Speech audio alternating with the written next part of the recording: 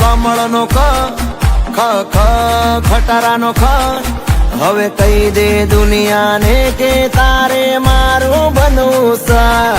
ગા ગા ગજરાનો ઘરનો હવે કહી દે દુનિયાને કે તારે મારું બનવું સા.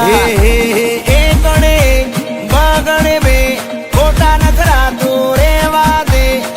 ગણે ત્રણ ચોગણે ચાર કહી દે તું મને કરે છે પ્યાર. છોકરાઓ કક્કો યાદ રહી ગયો તો બોલો બધા.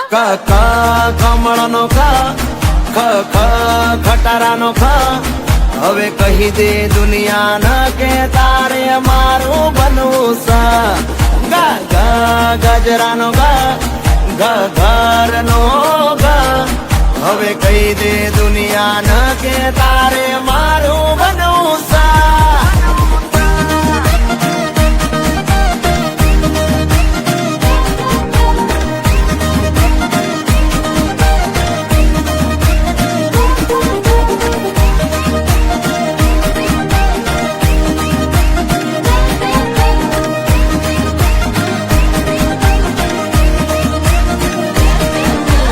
તું કેવા વાળા મારી જિંદગીમાં જાજા છે. તમે કેવા વાળા મારા જીવ તમે એક છો. એ ઢોલ વાગે ગામમાં મને કાંઈ થાય છે. માની જાને યાર લગનની સીઝન જાય છે. હું મારું દિલ દઈ બેઠો તું તારું દિલ દઈ દે ના. કહી દે ન હવે દુનિયા ન તાર મારું બનવું સાયલિયા. મોઢા મગ ભર્યા છે મોટેથી બોલો. કમળનો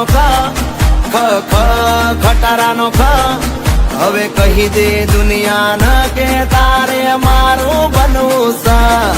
ગા ગા ગજરાનો ઘરનો હવે કહી દે દુનિયા ન કે તારે મારું બનવું સા.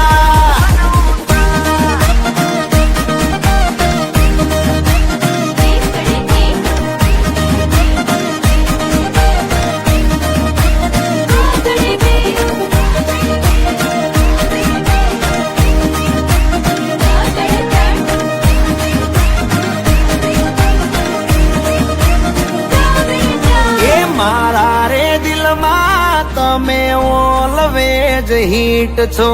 ડેરી મિલ્ક જેવા ડિયર વાઇફ તમે સ્વીટ છો. દોરંગી આ જિંદગી તું આવીને મહેકાવજે. હું જોગી બનીને બેઠો તું જોગણ બની આવજે. માની જા તું દિલની રાણી કંકુ ના કરી દઉં. હવે માની ગયા છો તો રાણી મારા બનીને રો. આ તો પ્રેમ નો કક્કો છે ના હોય. કમળનો ખટારાનો હવે કહી દે દુનિયા ન કે તારે મારું બનવું સા. ગા ગા ગજરાનો ઘરનો હવે કહી દે દુનિયા ન કે તારે મારું બનવું સા.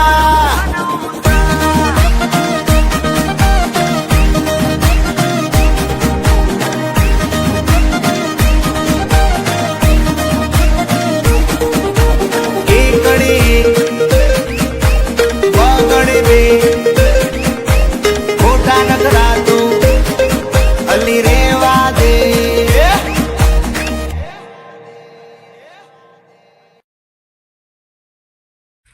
હાલો મિત્રો, welcome to my new vlog. મિત્રો, હું મારા નવા વિડીયોમાં તમારા બધા મિત્રોનું સ્વાગત કરું છું. અને જો તમે મારી ચેનલ પર પહેલી વખત આવ્યા હો તો વિડીયોને લાઈક, ચેનલને સબસ્ક્રાઈબ અને વિડીયોને તમારા મિત્રો જોડે વધુને વધુ શેર કરજો. તો મિત્રો, આજે હું આવી ગયો છું ફાર્મિંગ બ્લોગ સાથે. આજે હું તમને મારું આખું ફાર્મ બતાવીશ.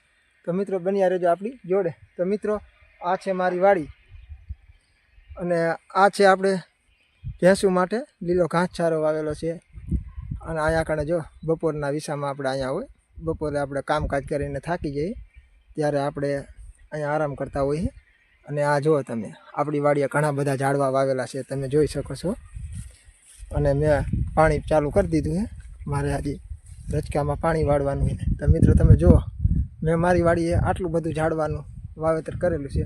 તો મિત્રો આશા છે કે તમે પણ જો ખેડૂત હોય કે ગમે તે હોય તો આપણા ઘરમાં જેટલા સભ્યો હોય એટલા વૃક્ષો વાવજો, જેથી કરીને આપણે ઉનાળા દરમિયાન વધુમાં વધુ પડતું ગ્લોબલ વોર્મિંગ અટકાવી શકીએ. તો મિત્રો જો આપણી વાડીએ જાત જાતના અનેક વૃક્ષો છે. આ આંબલિયું છે, દાડમ છે, જાંબુડા છે, ઘણા બધા વૃક્ષો છે. તો આપણે પણ તમારી પાસેથી એટલી જ આશા અને અપેક્ષા છે કે તમે પણ તમારા ઘરદીઠ જેટલા સભ્યો હોય એટલા વૃક્ષો વાવશો.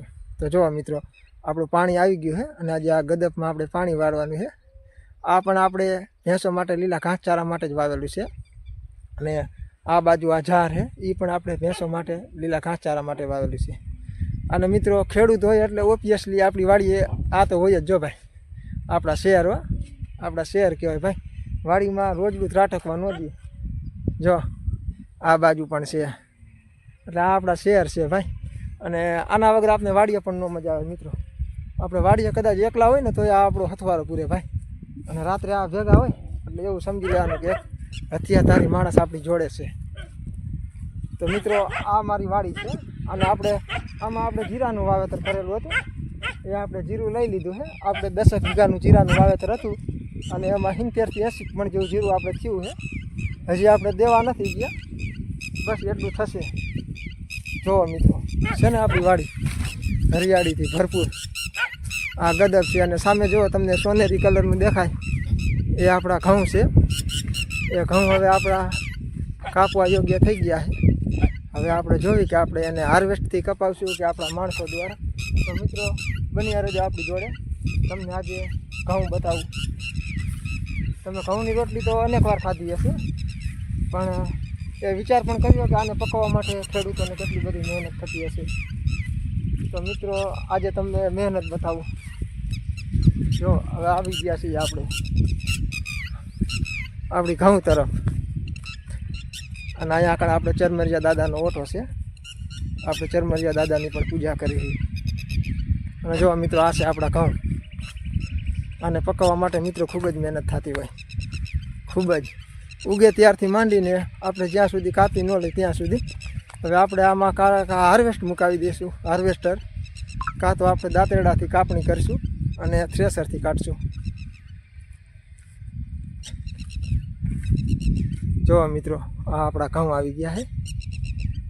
એ હવે કાપવા યોગ્ય થઈ ગયા છે ને નજારો જોરદાર આવું છે મિત્રો. અને આપણે આ પડામાં જીરું વાવેલું હતું, એ જીરું આપણે કાઢી લીધું છે. હવે આ ભૂંસીનો ઢગો એક પડ્યો છે, એને પણ આપણે ટ્રોલી જેથી વાડીએ લાવી તેની નેઠે પાડી દેવું. અને આ સામેની બાજુ જે બાજુથી આપણે આવી આવીએ છે ને હરિયાળી હરિયાળી અને વૃક્ષો. ખરેખર વૃક્ષો હોય એટલે ખૂબ જ મજા આવે. તો મિત્રો કેવો રહ્યો આપણો ફાર્મિંગ બ્લોગ છે ને જોરદાર. આમ જુઓ તમે, આમનો વ્યૂ જુઓ, ખરેખર ખૂબ જ મજા આવ્યો. અને આપણે ખેડૂત છું ને ભાઈ, હું ખેડૂત છું અને મને ગર્વ છે કે ભાઈ હું એક ખેડૂત છું. કારણ કે ખેડૂત રહ્યો એ આખા જગનું પેટ ભરે ભાઈ. ખેડૂત તો જગનો તાત કહેવાય. એટલે મને મારા ઉપર ગર્વ છે કે હું એક ખેડૂત છું અને એક ખેડૂતની સાથે સાથે એક પશુપાલક પણ છું. તો મિત્રો કેવો લાગ્યો તમને આપણો આ આજનો વિડીયો કમેન્ટ બોક્સમાં જણાવજો. અને આપણી ચેનલ પર જો પહેલી વાર આવી આવો તો ચેનલને સબસ્ક્રાઈબ અને વિડીયોને લાઈક અને તમારા મિત્રો જોડે પણ શેર કરજો. Thanks for watching my video.